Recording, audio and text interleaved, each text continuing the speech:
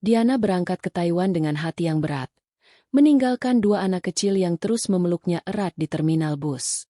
Ia berjanji akan kembali membawa kebahagiaan untuk mereka. Namun, yang ia temui di negeri orang adalah nenek pikun yang sering memukulnya, majikan yang memaki tanpa henti, dan malam-malam penuh tangis dalam kamar sempit. Semua itu ia jalani demi senyum anak-anaknya. Tapi, apakah perjuangan itu akan terbayar? Halo sahabat, selamat datang kembali di channel ini. Sebelum kita mulai, jangan lupa untuk subscribe dan nyalakan lonceng notifikasinya. Dukungan kalian sangat berarti agar cerita-cerita penuh makna ini terus hadir menemani hari-harimu. Mari kita mulai cerita selengkapnya. Diana adalah seorang ibu berusia 35 tahun yang tinggal di sebuah desa kecil di Jawa Timur. Hidupnya sederhana, namun penuh dengan tantangan. Suaminya, seorang buruh harian, seringkali tidak mendapatkan pekerjaan tetap, sementara dua anaknya yang masih duduk di bangku SD membutuhkan banyak biaya, mulai dari uang sekolah hingga kebutuhan sehari-hari. Diana sebenarnya adalah sosok yang tegar dan pekerja keras. Ia pernah mencoba berbagai pekerjaan di desanya, mulai dari menjadi buruh tani hingga membuat kue untuk dijual di pasar. Namun, hasilnya tak pernah cukup. Utang mulai menumpuk, sementara biaya hidup terus meningkat. Di tengah kebingungannya, tetangganya yang pernah bekerja sebagai TKW di Taiwan datang berkunjung. Dengan penuh semangat, tetangganya bercerita bahwa menjadi TKW bisa menghasilkan uang yang jauh lebih besar daripada bekerja di desa. Awalnya, Diana ragu. Bagaimana ia bisa meninggalkan keluarganya? Siapa yang akan merawat anak-anaknya? Namun, setiap malam, Diana memandangi wajah anak-anaknya yang tertidur lelap. Ia tahu bahwa ia harus melakukan sesuatu untuk masa depan mereka, meski itu berarti meninggalkan mereka sementara waktu. Dengan berat hati, Diana akhirnya memutuskan untuk mendaftar sebagai TKW. Ia bertekad, apapun yang terjadi, ia akan bertahan demi keluarganya. Setelah melalui proses yang panjang dan melelahkan, Diana akhirnya tiba di Taiwan. Ia ditempatkan untuk bekerja di sebuah rumah kecil yang dihuni oleh seorang nenek berusia 85 tahun dan keluarganya. Nenek itu menderita pikun parah, sehingga membutuhkan perawatan sepanjang waktu. Di awal, Diana merasa yakin bahwa ia bisa menjalankan tugasnya dengan baik. Ia diberi gambaran bahwa pekerjaannya hanya seputar merawat nenek, memandikan, memberinya makan, dan memastikan nenek aman. Namun, kenyataan jauh berbeda dari bayangannya. Hari-hari Diana dipenuhi dengan teriakan dan amarah.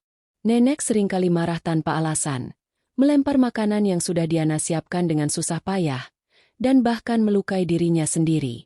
Diana harus selalu siaga, karena nenek bisa tiba-tiba bangun di tengah malam dan berjalan tanpa arah, berisiko jatuh atau terluka. Di luar itu, pekerjaan rumah tangga juga menjadi tanggung jawab Diana.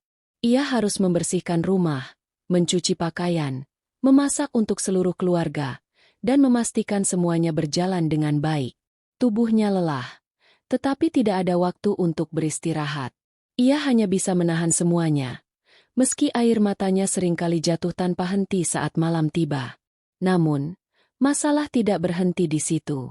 Majikan Diana, yang merupakan anak dari nenek tersebut, sering memarahi Diana dengan nada kasar. Apapun yang Diana lakukan selalu salah di matanya. Jika rumah terlihat sedikit berantakan, ia akan memaki. Jika nenek rewel, Diana juga yang disalahkan. Bahkan ketika Diana bekerja lebih dari 15 jam sehari, ia tetap tidak dianggap cukup baik. Tidak hanya itu, makanan yang diberikan padanya seringkali sangat minim dan tidak layak. Diana harus bertahan dengan sepiring kecil nasi dan lauk seadanya. Bahkan terkadang ia hanya makan mie instan untuk mengganjal perutnya. Di tengah perlakuan yang tidak manusiawi itu, Diana hanya bisa berdoa. Ia mengingat wajah anak-anaknya yang terus memanggilnya, "Ibu," dalam mimpinya. Dan itu menjadi satu-satunya kekuatan yang membuatnya tetap berdiri. Di malam-malam yang sunyi, Diana merenungi keputusannya. Apakah menjadi TKW adalah pilihan yang benar? Namun, ia segera menepis pikirannya, meyakinkan diri bahwa semua ini akan terbayar suatu hari nanti, ketika anak-anaknya memiliki masa depan yang lebih baik. Diana mencoba mencari pelipur lara dari surat-surat yang ia terima dari kampung halaman. Setiap kali menerima pesan atau foto dari anak-anaknya, hatinya serasa dihangatkan. Anak-anaknya sering mengirimkan gambar hasil karya mereka di sekolah, atau sekadar menulis, "Ibu, kami rindu." Pesan-pesan itu menjadi penyemangat di tengah keputusasaan. Namun, kebahagiaan kecil itu tidak mampu menghapus semua kesedihannya. Suatu hari, Diana menerima kabar buruk dari Indonesia. Ayahnya jatuh sakit dan membutuhkan biaya pengobatan yang besar. Diana panik. Ia mencoba meminta izin kepada majikannya untuk mengambil gaji lebih awal agar bisa mengirimkan uang ke kampung halaman. Namun, permintaannya ditolak dengan dingin. Majikannya bahkan mengancam akan memotong gajinya jika ia terus memaksa. Diana merasa terjebak dalam situasi yang mustahil. Di satu sisi, keluarganya sangat membutuhkan bantuan, tetapi di sisi lain, ia tidak punya kuasa untuk berbuat apa-apa. Air matanya mengalir deras saat ia menghubungi keluarganya, meminta mereka bersabar hingga ia bisa mengumpulkan uang. Saat itu, Diana benar-benar merasa sendirian di dunia ini. Hari-hari berikutnya terasa semakin berat. Diana mulai merasa tubuhnya tidak lagi sekuat dulu.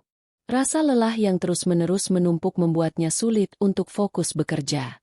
Suatu hari, nenek yang ia rawat mengalami kecelakaan kecil. Nenek terpleset di kamar mandi, meski Diana sudah berusaha sebaik mungkin untuk menjaganya. Insiden itu membuat majikan Diana semakin marah. Ia memarahi Diana habis-habisan, menyalahkannya atas kejadian tersebut. Diana hanya bisa diam dan menerima semua cercaan. Meski hatinya terasa hancur. Ia tahu bahwa ia telah melakukan yang terbaik, tetapi tidak ada yang mau melihat usahanya. Di malam yang sama, Diana menangis dalam kamar sempitnya. Ia merasa lelah secara fisik dan mental. Ia mulai bertanya-tanya, sampai kapan ia bisa bertahan dalam kondisi seperti ini? Namun, di tengah keputusasaan itu, Diana mencoba menemukan kekuatan dari doanya. Ia meyakinkan dirinya bahwa Tuhan tidak akan memberinya ujian di luar kemampuannya. Meski jalannya terasa gelap, Diana terus berjalan, berharap ada cahaya di ujung perjalanan panjang ini. Hari itu adalah salah satu malam terberat bagi Diana. Setelah insiden nenek jatuh di kamar mandi, Diana disalahkan atas semuanya. Ia tidak hanya dimarahi, tetapi juga diancam akan dipotong gajinya.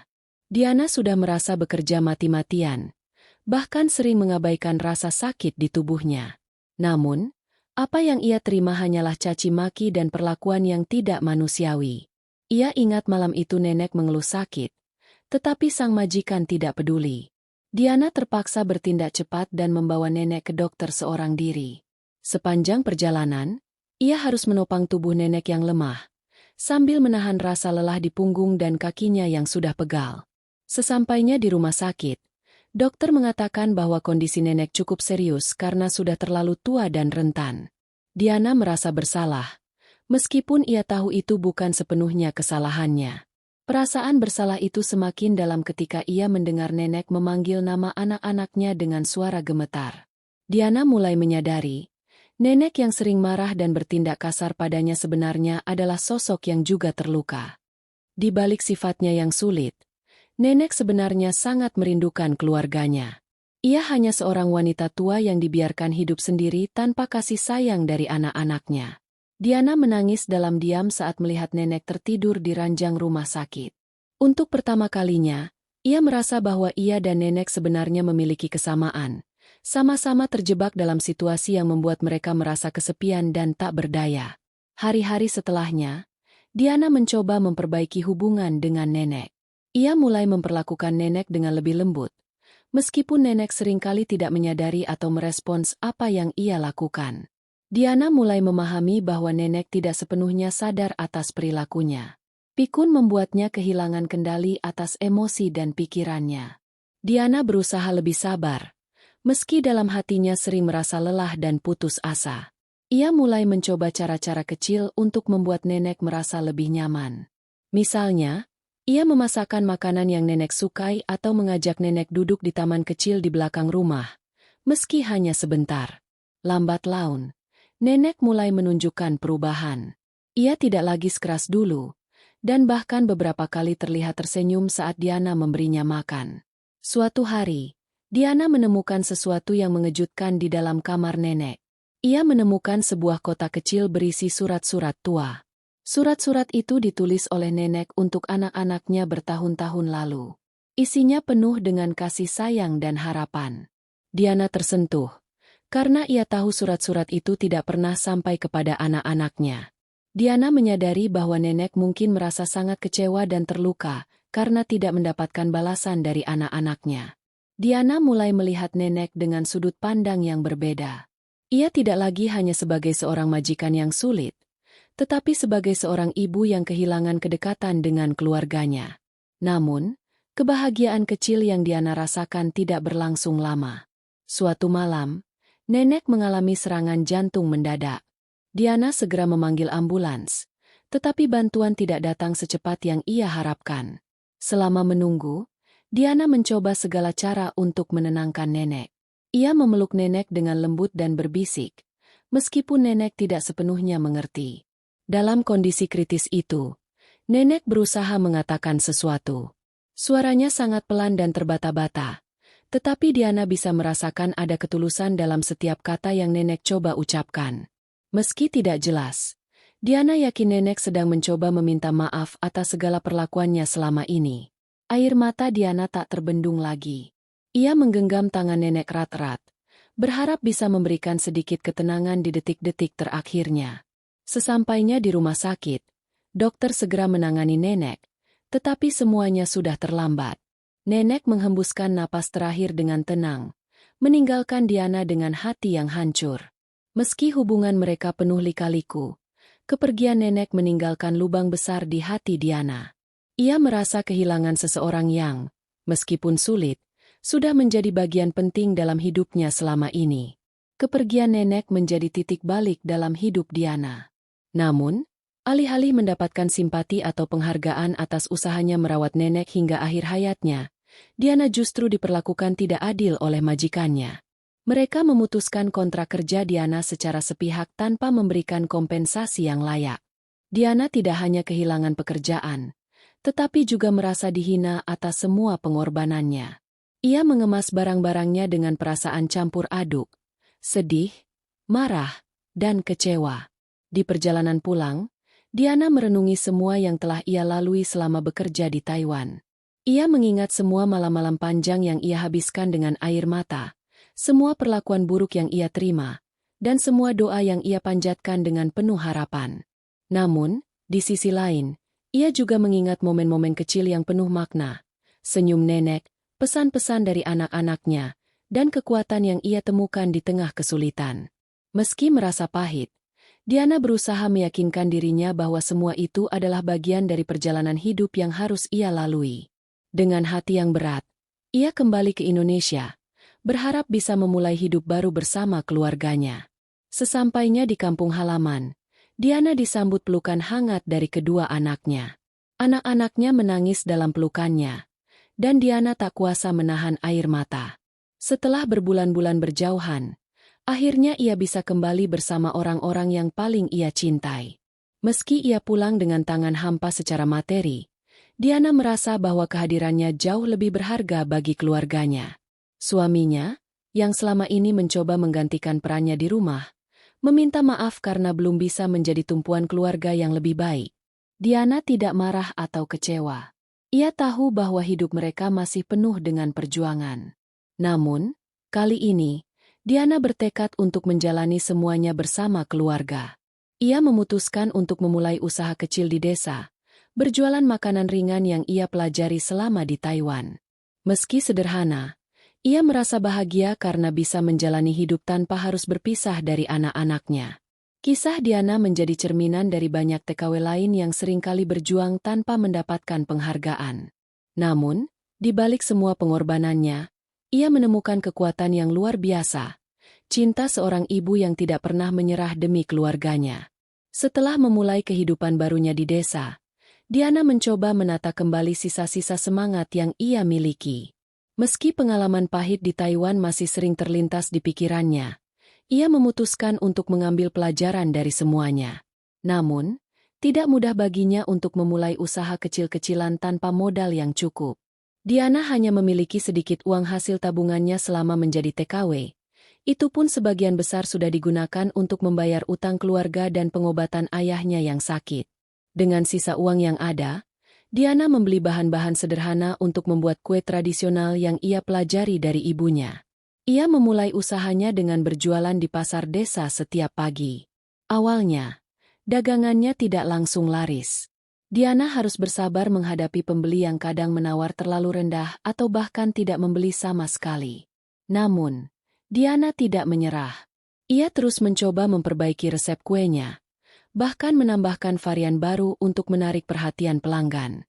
Setiap kali ia merasa putus asa, Diana hanya perlu melihat wajah kedua anaknya. Mereka adalah sumber kekuatan terbesar Diana, yang membuatnya terus berjuang meski badai kehidupan terus menerpanya. Hari demi hari berlalu, dan perlahan-lahan usaha Diana mulai dikenal di desa. Tetangga-tetangganya sering memuji kuenya yang lezat. Bahkan beberapa dari mereka memesan untuk acara keluarga. Diana mulai merasa ada harapan baru di hidupnya, meski jalannya masih panjang dan penuh liku. Namun, di tengah usahanya bangkit, Diana harus menghadapi tekanan sosial dari lingkungannya. Beberapa orang di desa mulai berbicara di belakangnya, mempertanyakan keputusan Diana pulang tanpa membawa banyak uang. Katanya kerja di luar negeri, kok pulang tetap miskin. Begitu komentar yang sering ia dengar secara tidak langsung.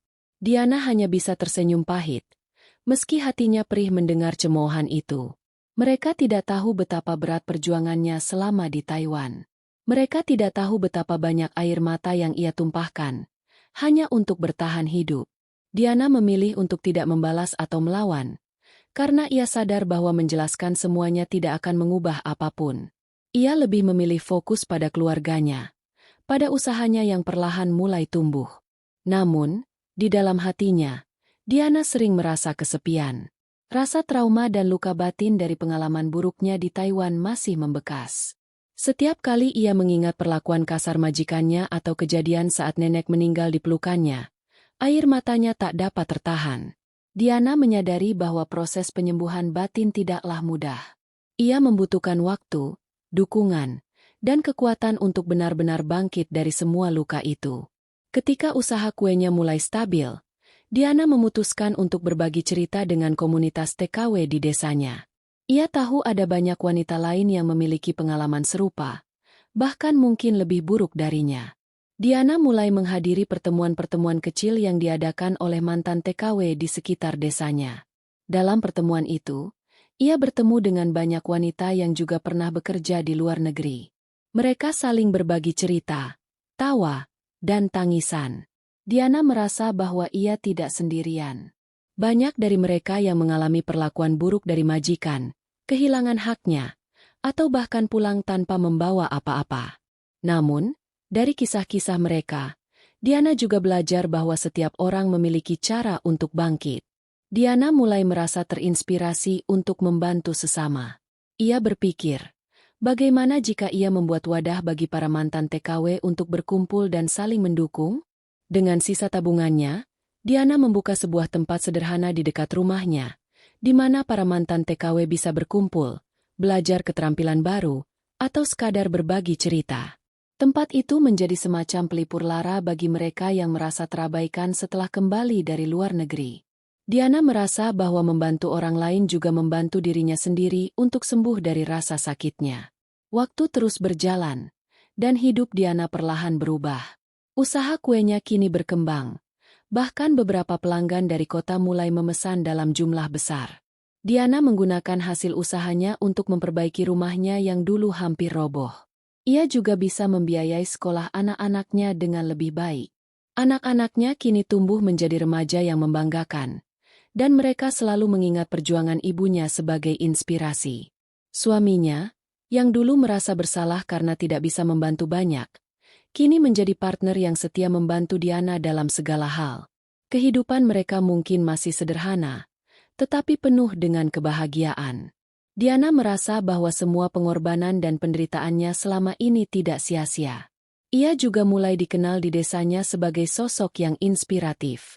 Banyak orang datang kepadanya untuk meminta nasihat atau sekadar mendengar cerita hidupnya. Diana tidak pernah menganggap dirinya istimewa, tetapi ia merasa bahwa apa yang ia alami bisa menjadi pelajaran bagi orang lain. Ia ingin menunjukkan bahwa meskipun hidup penuh dengan kesulitan, selalu ada jalan untuk bangkit jika kita tidak menyerah. Kini, Diana hidup dengan penuh rasa syukur. Meski perjalanan hidupnya penuh dengan air mata, ia merasa bahwa semua itu adalah bagian dari rencana Tuhan untuk menjadikannya lebih kuat. Ia sering mengingat kembali masa-masa sulitnya di Taiwan, tetapi bukan dengan rasa sakit, melainkan dengan rasa bangga. Diana sadar bahwa ia telah melalui cobaan yang begitu berat dan berhasil bertahan. Ia ingin anak-anaknya tahu bahwa ibu mereka adalah seorang pejuang, seorang wanita yang tidak pernah menyerah demi masa depan keluarga. Diana juga terus aktif membantu para mantan TKW lainnya agar mereka tidak merasa sendirian dalam menghadapi hidup. Di setiap malam, ketika semuanya sudah tenang, Diana sering menatap langit dan mengucap doa penuh rasa syukur. Ia tahu bahwa jalan hidupnya tidak mudah, tetapi ia bangga karena telah berhasil melewati semuanya. Kisah Diana menjadi pengingat bahwa di balik setiap penderitaan, selalu ada harapan. Ia adalah bukti nyata bahwa cinta seorang ibu bisa mengalahkan segala rintangan, dan bahwa kebahagiaan sejati tidak selalu diukur dari harta, tetapi dari kedamaian dan cinta yang kita berikan kepada orang-orang tercinta. Demikian sekilas kisah pahlawan devisa kita. Apakah kalian pernah mendengar kisah serupa dari seorang ibu atau pejuang TKW lainnya? Tulis pendapat atau pengalaman kalian di kolom komentar. Jangan lupa klik like jika kalian terinspirasi, dan subscribe untuk mendukung konten penuh makna seperti ini. Bagikan juga cerita ini agar lebih banyak orang memahami betapa besar pengorbanan para pahlawan devisa untuk keluarganya. Terima kasih.